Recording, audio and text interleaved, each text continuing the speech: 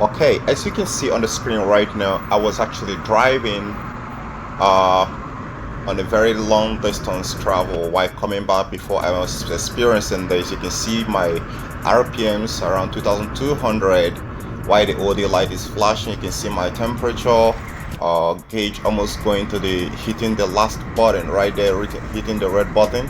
And if you see on the right side of the speedo, I was doing around 80 to 90 kilometer per hour, not really speeding. When I was seeing this issue going on, you can see my RPM dropping to 1900. Now if you have this problem, you want to stay tuned because I'm going to be teaching you exactly what you're going to do in this kind of situation to fix it temporarily until when you get to maybe Hey, this is get Mr. to Coco a the garage Fix that's gonna get on it done. Don't be alarmed, all everything's gonna be the fine.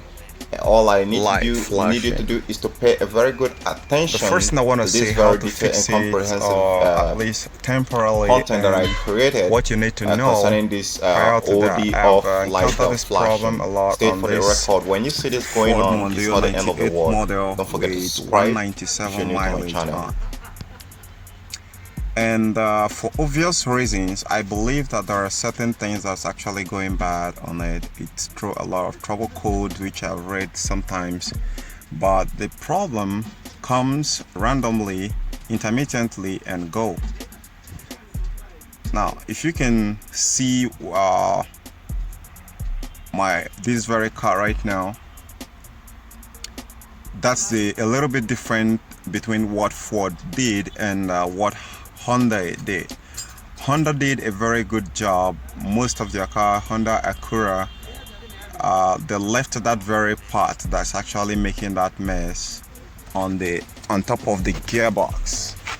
This issue doesn't occur in manual transmission cars. It only occurs in automatic transmission car. Now let's see, in a case of this kind of a gigantic engine where you have no place to put your hand to work on it, even if I decide I want to show you where you'll be able to find that to find the part you need to be replacing, you can't even find it. Have to take this one out, have to take this one out, have to take almost everything here out before you can be able to see the gearbox. But here on this very car, you can actually see that part. It's not visible to the eye because Ford didn't put that part outside. It's right inside the transmission system. So if you gotta change it, which is gonna be my first recommendation, to replace it. If suppose you are in a very place where you can be able to find a part, then that will solve the problem. But if suppose you can be able to replace that part, you're pretty much gonna be having to follow this rule, or this my own trick which I'm about to teach you to be able to get it going. Now on the safety, or some things you have to understand about that situation is when the OD light started flashing, what it actually means is that the coast clutch solenoid is not responding as it should. So the computer has sent power to it, and it didn't actually transmit, send the transmit the power the way it's supposed to. So it doesn't work as it's supposed to. So if it goes into like 3 counts, then the computer is gonna see it as a fault code. So in some cases, what actually can be able to cause that is actually dirt. I don't have this part right now to be able to show you, but if you look at every Honda car, if you have a Honda, it's the part that is right on top of the gearbox. So the Honda designed theirs in such a way because they know that that part is the first part that's going to be failing. Most times it always fails due to dirt and debris, and maybe as a result that you're not changing your filter on time, or maybe you're not changing your transmission oil on time. That's what's going to make it to get clogged up with debris. So when it gets clogged up with debris, it won't be able to pass on the power the way it's supposed to. It start getting sticky, and when it start getting sticky, that is when your computer is gonna throw the error code, especially when it start getting sticky like 2-3 times. Your computer is gonna send an error code to notify you that there is a problem underneath the engine inside the gear system. All right, so it's as easy as replacing it. Suppose your car have its own clutch solenoid or shift solenoid attached to the gear on top, like the Honda did theirs. But if suppose they didn't do that, it means you're gonna be opening the gearbox like this 98 model.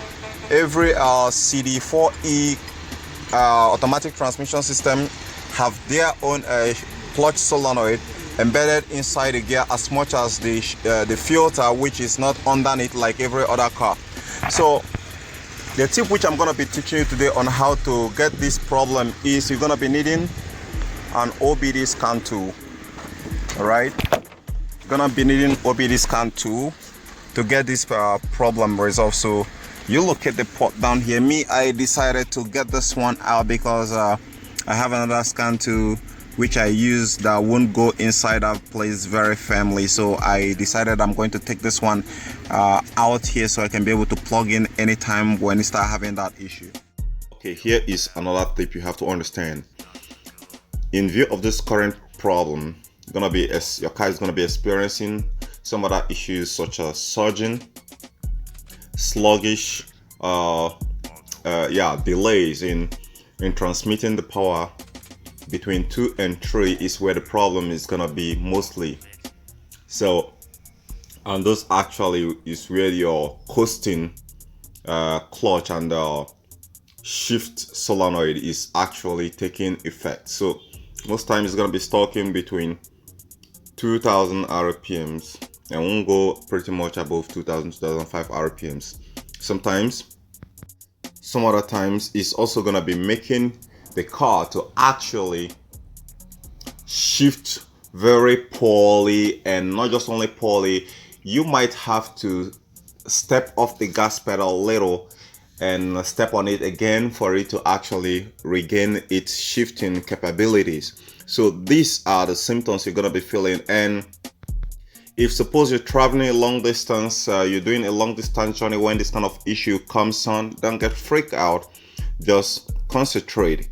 And like I said, you're gonna be seeing the RPMs around 2000 RPMs within that time, but still keep it on the low profile. Don't harsh shift so it can continue moving and taking you to where you're going, pending when you're gonna get it addressed. Now, in the short fixing or temporal fixing method, all you need to do is to get your dongle connected, just like I have mine connected right here. When you get your dongle connected, synchronize it with your app and go straight into the I can show you right now because of so many things. Sorry, you just go straight to allow the car to scan it. Go to the engine control, management control. It can be PCM, it can be ECU.